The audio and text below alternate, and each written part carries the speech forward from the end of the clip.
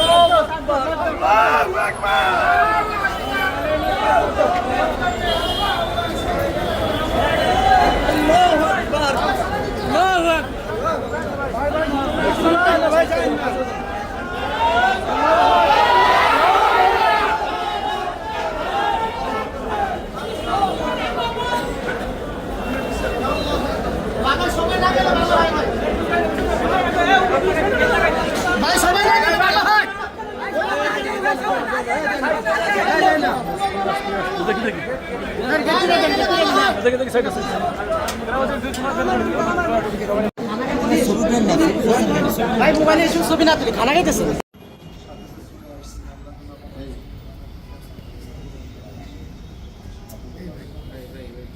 ছবি কেউ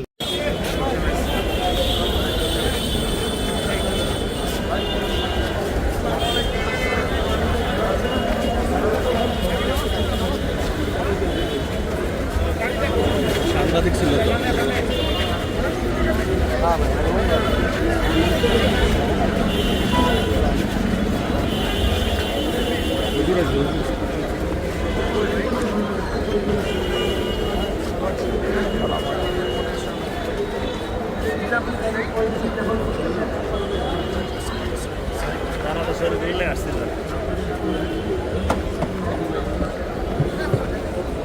অবশ্যই বিচার হওয়া দরকার এবং আমি সবাইকে অনুরোধ করব, প্রশাসনকে অনুরোধ করব যেন উত্তপ্ত পরিবেশ সৃষ্টি হওয়ার আগেই এটা তদন্তের ভিত্তিতে আসামিদেরকে গ্রেফতার করা হোক এবং বিচারের আওতায় আনা হোক।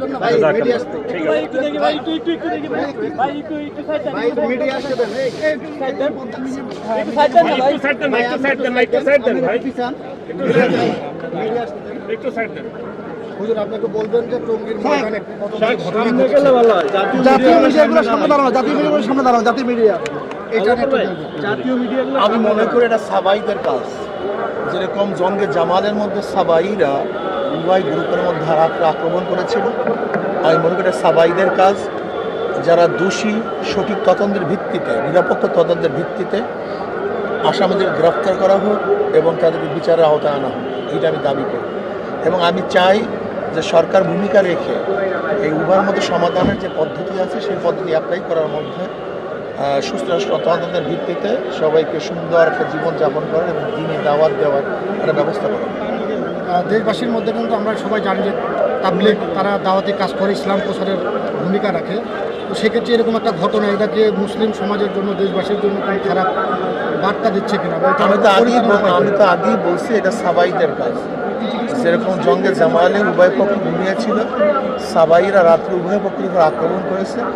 আমি মনে করি এটাও সাবাইদেরই কাজ, এটা ইসলামের দুশ্মনরা এই কাজটা করতে হয়েছে।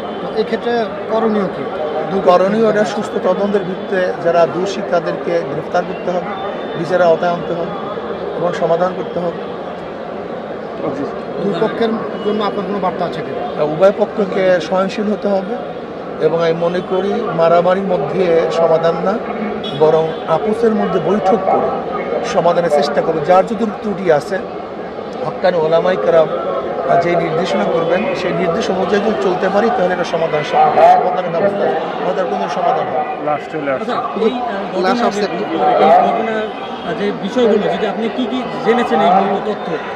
মানে এখন তো আর খুব বেশি তথ্য জানার মতো এখন পরিবেশ ভালো না, এখানে সবাই মর্মাহত দুঃখিত এবং সবাই খুবই মর্মাহত এবং নির্মম মর্মাহত অবস্থায় আছে। এই অবস্থা আসলে পুরো তদন্ত করা সম্ভব হয় না। ছাত্রলীগের তারা যে এই কার্যক্রম ঘটানোর মধ্যে তাদেরকে বলা হচ্ছে, আপনারা কি মনে করছেন আসলে? নিহত হওয়া, শহীদ হওয়া, আমি এখন কোনো তদন্ত করি না। আমি বলছি যারাই দোষী তাদেরকে বিচারের আওতায় আনা উচিত, যারাই দোষী তাদের। আপনার সবাইকে ধন্যবাদ। দর্শক